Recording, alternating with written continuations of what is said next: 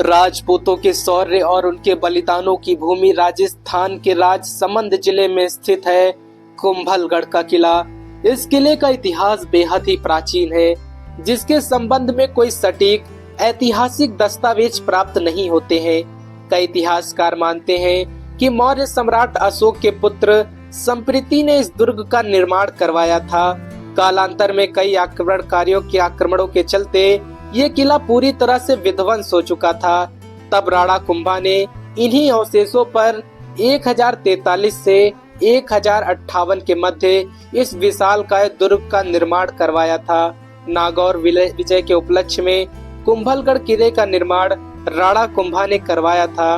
राणा कुंभा ने मेवाड़ के 84 बड़े दुर्गों में से 32 बड़े दुर्गों का निर्माण करवाया था। कुंभलगढ़ का ये दुर्ग हेमकूट पहाड़ी पर स्थित है। समुद्र तल से 3500 फीट की ऊंचाई पर स्थित होते हुए भी ये किला हरी भरी वादियों के कारण दूर से नजर नहीं आता। ये अरावली पर्वत की 13 ऊंची पहाड़ियों से सुरक्षित घिरा हुआ है। कुंभलगढ़ का किला अविजित किलों के नाम से भी जाना जाता है, जो कि सैनिक उपयोगिता और निवास की पूर्ति करता था। कुंभलगढ़ किले का शिल्पी मंडल था। क्षेत्रफल की दृष्टि से देखें तो चित्तौड़गढ़ के बाद ये राजस्थान का दूसरा सबसे बड़ा किला है। कुंभलगढ़ किले के चारों ओर 36 किलोमीटर लंबी और 7 मीटर चौड़ी दीवार है, जो कि अंतरराष्ट्रीय रिकॉर्ड में दर्ज है। ये चीन की महान दीवार के बाद दुनिया की दूसरी सबसे बड़ी महान दीवार है। इसीलिए इसे भारत की महान दीवार के नाम से भी जाना जाता है। इसकी सुरक्षा दीवार इतनी चौड़ी है कि एक साथ 8 घुड़सवार इस पर चल सकते हैं। कुंभलगढ़ किले पर चढ़ने के लिए गोल घुमावदार रास्ता तय करना पड़ता है और एक के बाद एक किले में प्रवेश करने के लिए कुल 9 द्वार पार करने पड़ते हैं। कुंभलगढ़ दुर्ग के अंदर ऊंचाई पर एक लघु दुर्ग स्थित है, जिसे कतारगढ़ कहा जाता है। ये गढ़ 7 विशाल दरवाजों और सुरक्षित दीवारों से सुरक्षित किया गया है। कतारगढ़ में कुंभा महल सबसे ऊपर स्थित। किले के भीतर कुंभा स्वामी का मंदिर, बादल महल, देवी का प्राचीन मंदिर, झाली रानी का मंदिर आदि बड़ी ऊंची ऊंची प्राचीन इमारतें स्थित है। अबुल फजल ने कुंभलगढ़ की ऊंचाई के बारे में लिखा है कि ये इतनी ऊंचाई पर बना हुआ है कि नीचे से ऊपर देखने पर सर की पगड़ी गिर जाती है। कुंभलगढ़ मेवाड़ की संकटकालीन राजधानी भी रहा है। महाराणा प्रताप का जन्म, उदय सिंह जी का राज्याभिषेक और महाराणा कुंभा की हत्या का साक्षी ये किला गुजरात और मालवा के शासकों की आंख का किरकिरा रहा है। हल्दी घाटी युद्ध की तैयारी कुंभलगढ़ में रहकर ही महाराणा प्रताप ने पूर्ण की थी तथा युद्ध के बाद कुंभलगढ़ को ही उन्होंने अपना निवास स्थान भी बनाया था। बहुत सारे युद्धों का साक्षी रहा है। ये दुर्ग बेहद ही विशालकाय है। राजपूत राजाओं ने खतरे की घड़ी में कई बार इस किले के अंदर शरण ली थी। अलाउद्दीन खिलजी ने इस किले पर आक्रमण किया था, लेकिन वो भी इस आक्रमण में विफल रहा था।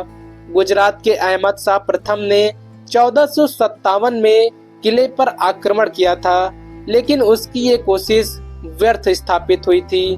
किले में रहने वाले और आसपास के लोगों का ये मानना है कि यहाँ पर स्थित देवी बड़ माता का मंदिर इस किले को लगातार सुरक्षा प्रदान करता है। इसके बाद लगातार 1458, 1459 और 1467 में महमूद खिलजी ने किले पर आक्रमण करने की कोशिश की, लेकिन वो हर बार असफल रहा।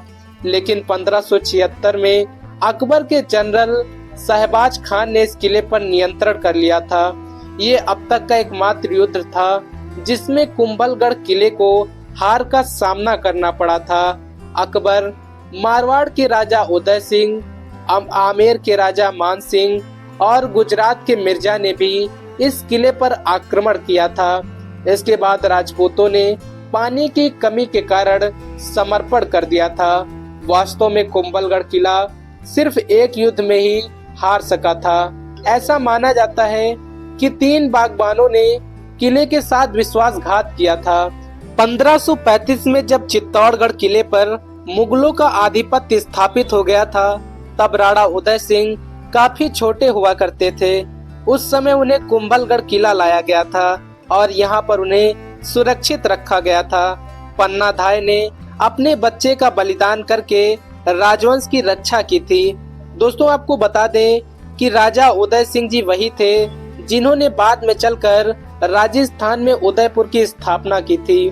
कुंभलगढ़ दुर्ग बहुत सारे उपनामों से जाना जाता है, जिसमें कुंभलमेर, मेवाड़ का मेरुदंड, मेवाड़ की आंख, मेवाड़ की संकटकालीन आश्रय स्थली आदि नामों से इसे जाना जाता है।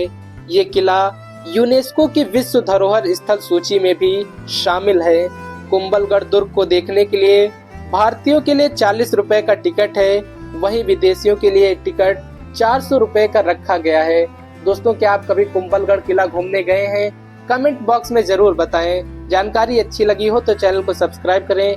मिलते हैं अगली वीडियो में, तब तक के लिए जय हिंद, जय भारत, जय श्री केदार।